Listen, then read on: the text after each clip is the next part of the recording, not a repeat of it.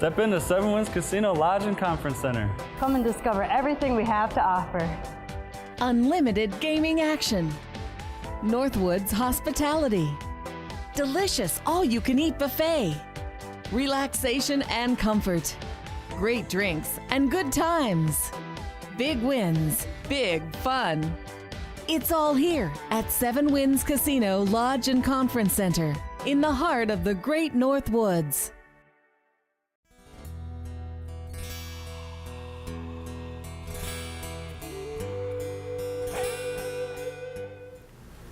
Hello, I'm Kimberlie, and welcome to the NAVE News Update. It's Friday, August 10th. Many of the stories you hear here can be found at IndianCountryNews.com. And here's the news for today from the Associated Press and other Native news sources. Google celebrated the birth of Mary G. Ross, the first Native American female engineer who helped propel the world into an era of space travel, while earning a title of one of the nation's most prominent women scientists of the space age. Google celebrated by dedicating Thursday's Google Doodle to Mary. August 9th marked Mary's would-be 110th birthday. The Cherokee engineer was the great-great-granddaughter to Chief John Ross, who led the Cherokee on the Trail of Tears from the southeastern United States to Oklahoma, where they relocated after the forced journey. Mary paved the way for future generations of women and Native American women to succeed in science, technology, engineering, and math careers.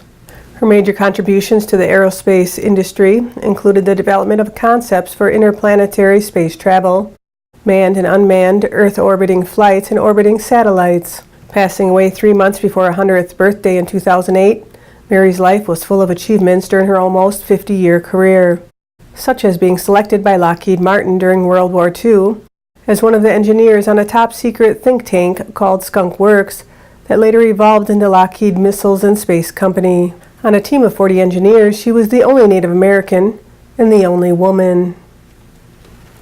The Canadian courts have approved a settlement between representatives of certain survivors of the Sixties Scoop and the federal government of Canada that provides compensation for loss of cultural identity to certain survivors of the Sixties Scoop. Estimated settlement amounts are between $25,000 and $50,000. This lawsuit argues that Indian children who were victims of the Sixties Scoop lost their cultural identity and, as a result, suffered psychologically, emotionally, spiritually, and physically.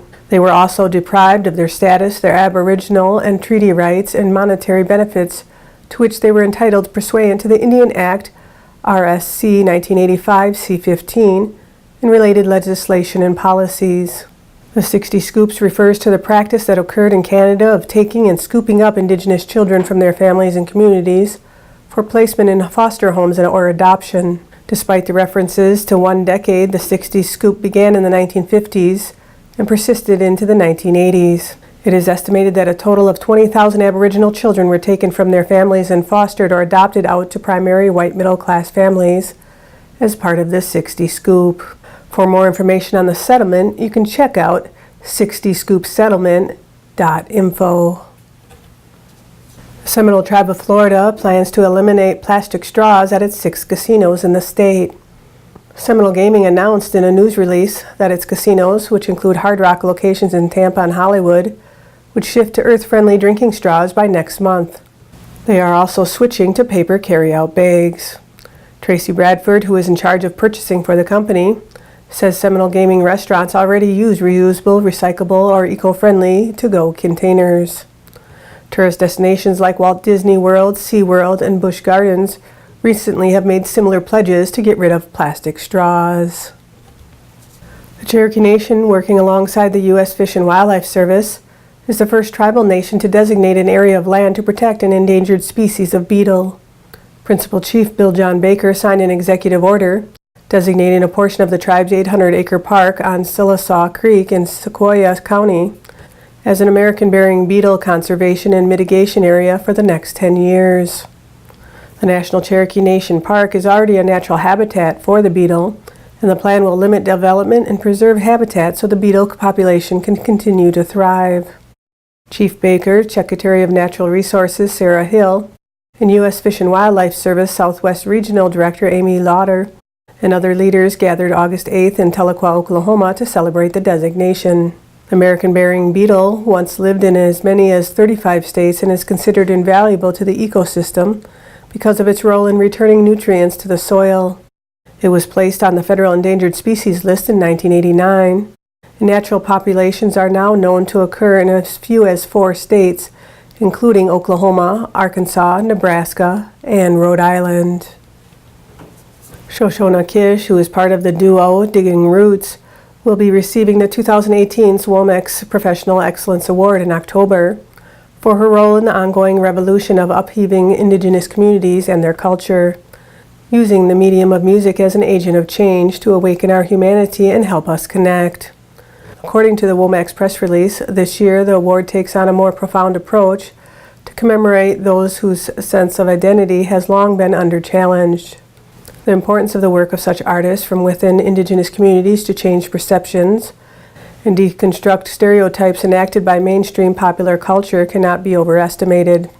ShoShona Kish is one of those artists, a singer, a musician, and a visionary.